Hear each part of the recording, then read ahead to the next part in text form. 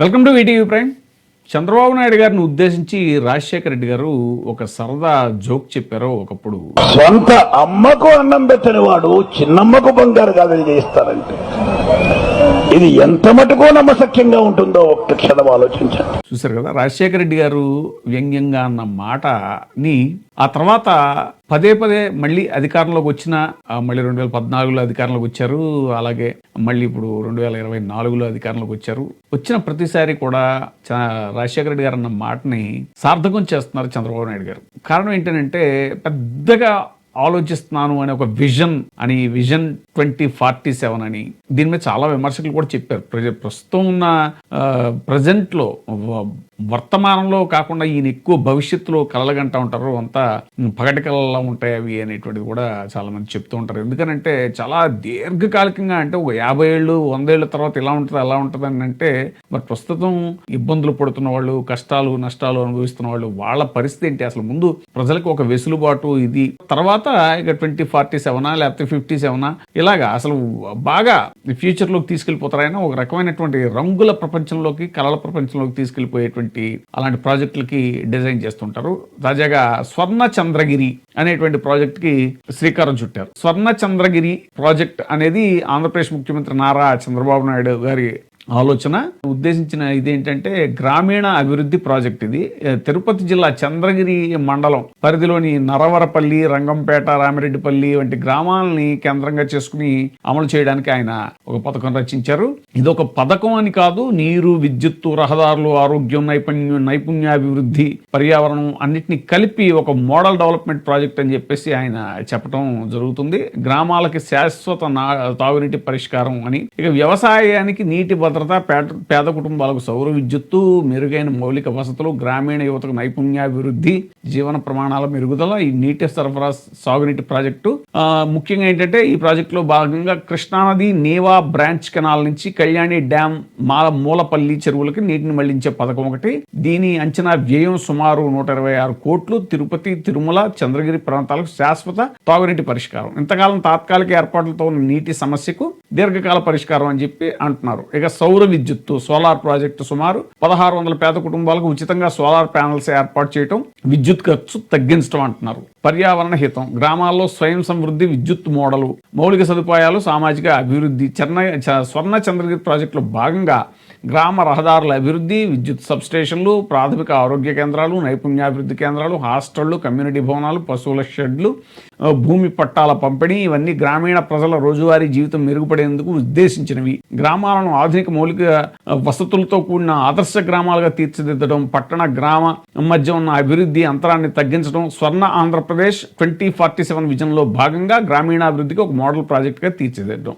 మనం ఈయన మొన్న అధికారంలోకి వచ్చినప్పుడే మనం చూసామండి. ఆదర్శ కుటుంబాలు, ఇది దత్తత తీసుకోవటం, కుటుంబాలను దత్తత తీసుకోవటం అన్నారు. అవి అసలు ఆ ప్రాజెక్ట్ ఎక్కడికి వెళ్ళిపోయిందో అర్థం కాలేదు. ఇది మన పిపిపి మోడల్, ఒకప్పుడు జన్మభూమి అది ఇది అన్నారు. ఈ పేర్లన్నీ భలే కనిపెడతారు. ఈ ఆదర్శ కుటుంబాలు, తర్వాత బంగారు కుటుంబాలు, అది ఆదర్శవంతమైనటువంటి పురుషులు, అదే ఆదర్శవంతమైనటువంటి వాళ్ళు దత్తత తీసుకునే వాళ్ళు అనమాట. ఆ ప్రాజెక్ట్ ఏమైపోయిందో తెలియదు. వాళ్ళని దత్తత తీసుకునే వాళ్ళు ఒకళ్ళు ఉంటారు. ఎవ్వరూ ముందుకు రాలేదు ఇప్పటిదాకా. అది అసలు ఏమైపోయిందో మళ్ళీ ఆయన ప్రారంభించిన రోజు మాత్రం ఆయన అనుకూల మీడియా దాన్ని అబ్బాబ్బా ఇంత కాదు అంత కాదు అసలు ఇంక దీంతో మొత్తం ఇది గేమ్ చేంజర్ అన్నట్టుగా చెప్తారు. ఒక వారం రోజులు ఓదరగొట్టేస్తారు. ఆ తర్వాత అది అసలు మొత్తం ఫౌల్ గేమ్ లాగా తయారైపోద్ది అనమాట.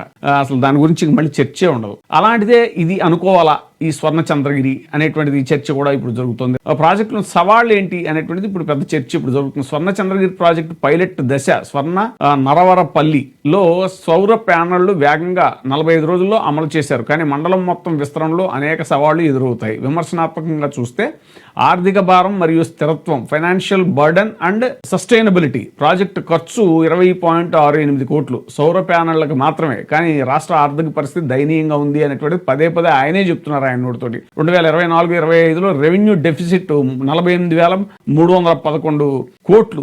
అలాగే ఫిజికల్ డెఫిసిట్ 73,362 కోట్లు. ఇలాంటి ప్రాజెక్టులు ప్రభుత్వం మీద ఆధారపడితే ప్రైవేట్ ఇన్వెస్ట్మెంట్ లేకుండా స్థిరత్వం సాధించడం కష్టం అని విశ్లేషకులు అంటున్నారంట.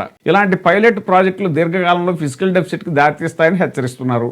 చంద్రబాబు నాయుడు గారు ప్రభుత్వం గతంలోనూ ఇలాంటి ప్రకటనలు చేసి అమలు చేయకుండా వదిలేసింది. ఇప్పుడు కుప్పంలో అదే కుప్పం చుట్టుపక్కల పరిసరాల్లో పండేటువంటి పంటలు కానీ అవన్నీ ఎక్స్పోర్ట్ చేయడానికి ఫ్లైట్ వేసేస్తాను అక్కడి నుంచి అన్నాడు ఆయన. ఒక ఎయిర్పోర్టు, ఒక రన్వే అన్ని పెట్టేసి ఫ్లైట్ వేసేస్తానని. ఉదాహరణకు జన్మభూమి ప్రోగ్రాం 1996లో ప్రతిఫలాలు ఏవి స్థిరంగా లేవు, భూ వివాదాలు మరియు పర్యావరణ సమస్యలు ఇవన్నీ కూడా వచ్చేటువంటి అవకాశం ఉందంటున్నారు. రాష్ట్ర వ్యాప్తంగా భూమి సమృద్ధి, భూమి సమస్యలు లక్షల మందిని ప్రభావితం చేస్తున్నాయి. చంద్రగిరి మండలంలో భూమి ఎంక్రోచ్మెంట్లు, స్వర్ణముఖి నది వంటివి కూడా ఉన్నాయి. ప్రాజెక్టు విస్తరణకు భూమి సేకరణ, ఇరిగేషన్ పనులు అవసరం. ఇవి పర్యావరణ ప్రభావాన్ని పెంచుతాయి. మళ్ళీ ఇప్పుడు మనం గూగుల్ డేటా సెంటర్ విషయంలో పర్యావరణం గురించి చాలాసేపు మాట్లాడుకున్నాం.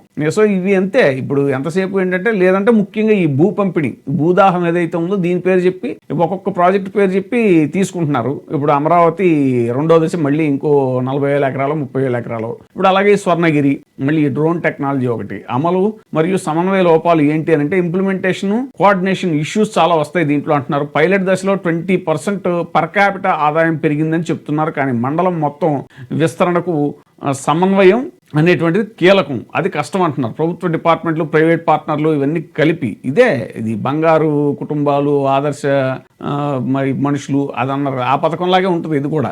4 రోజులు దీని మీద చర్చ నడుస్తుంది, తర్వాత మామూలే కోల్డ్ స్టోరేజ్లోకి వెళ్ళిపోద్ది. ముఖ్యంగా చంద్రబాబు నాయుడు గారు 2014-19 పరిపాలనలో కూడా ఇలాంటి ప్రాజెక్టులు ప్రారంభించారు, కానీ ఆలస్యం అయ్యాయి లేదా విఫలమయ్యాయి. ఉదాహరణకు అమరావతి ప్రాజెక్టు అది కూడా స్టేల్ అయింది అనేటువంటిది విమర్శకులు దీన్ని చెప్తున్నారు. ఇక దీన్ని సంక్రాంతి గిఫ్ట్ అని వాళ్ళు ప్రచారం చేస్తున్నారు, కూటమి అనుకూల మీడియా ప్రచారం చేస్తుంది. కానీ నిజమైన అభివృద్ధి ఇది కాదు అని అంటున్నారు. రాష్ట్ర ఆర్థిక సంక్షోభంలో ఇలాంటి ప్రాజెక్టులు ప్రాధాన్యతలు ఎలాగా సస్టైన్ అవుతాయి ఆర్థిక సంక్షోభం ఉన్న పరిస్థితిలో అనేటువంటిది ప్రధానమైనటువంటి విమర్శ. పక్క రాష్ట్రాల నుంచి అభ్యంతరాలు కూడా వచ్చేటువంటి అవకాశం ఉందంటున్నారు. స్వర్ణ చంద్రగిరి ప్రాజెక్టును నీటి సంబంధిత ప్రాజెక్టుగా పక్క రాష్ట్రాల నుంచి నేరుగా అభ్యంతరాలు ఎప్పటివరకు లేవు. కానీ చంద్రగిరి మండలంలోని నేవా బ్రాంచ్ కెనాల్ నుంచి కళ్యాణి డ్యాంకు నీటి సరఫరా అంటే 126 కోట్లు ఖర్చు అవుతుందంటున్నారు. కానీ ఆంధ్రప్రదేశ్, తెలంగాణ మధ్య గోదావరి, కృష్ణా నీటి వివాదాలు ఇవన్నీ ఉన్నాయి. ఆల్రెడీ బనకచర్ల విషయంలో చూస్తున్నాం మనం. చిత్తూరు జిల్లా అనేటువంటి తమిళనాడు సరిహద్దులో ఉండటంతో స్వర్ణముఖి నది ఎంక్రోచ్మెంట్లు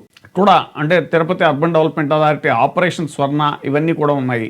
వాళ్ళకి పెన్నయార్ నదీ వివాదాలు లాంటివి ఉన్నాయి. ఇప్పటివరకు ఎటువంటి అభ్యంతరాలు లేవు. కానీ ఈ ప్రాజెక్టు విస్తరణతో నీటి వినియోగం పెరిగితే మాత్రం అలాంటి వివాదాలు మళ్ళీ తమిళనాడుతో కూడా వచ్చే అవకాశాలు ఉన్నాయి. ఇప్పటికే తెలంగాణ, కర్ణాటకతో ఉన్నాయి, ఇప్పుడు తమిళనాడుతో కూడా వచ్చే అవకాశాలు ఉన్నాయంటున్నాడు.